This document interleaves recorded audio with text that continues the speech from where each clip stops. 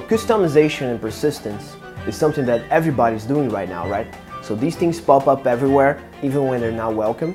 So Dungeonland was born out of our love for dungeon crawlers and action RPGs. So of course that getting new gear and stuff like that is a very important part of the game. But our main concern was how to get it right. Because Dungeonland is about replayability and variety.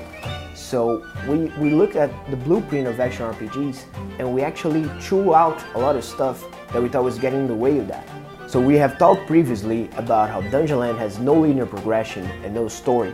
The main reason for that is that you may want to play with a friend, but he's not doing the same quest as you are, or he's not in the same chapter of the story as you are.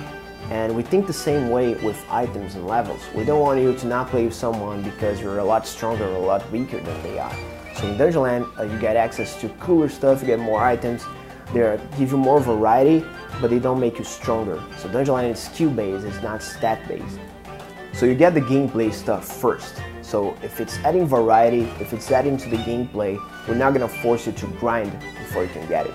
So we're not gonna force you to play the same thing over and over again until you luck out. There's no luck, there's no gamble, it's just if you're good enough, you get the reward.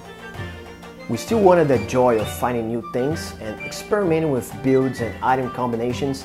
We just think it's boring and confusing to have all the stats like spread out in several different items.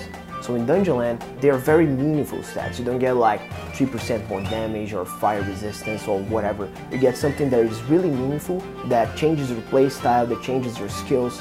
So if you get, for example, whenever you do a backstab, you can heal your whole party. So it's very meaningful stuff like that.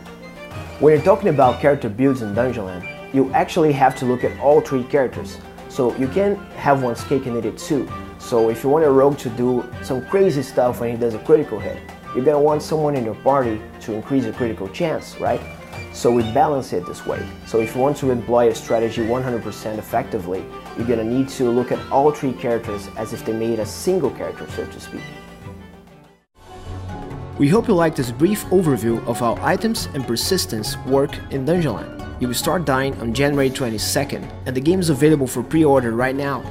Until then, make sure you follow us and ask us whatever you want at Twitter, Facebook, and the Paradox forums. Thank you.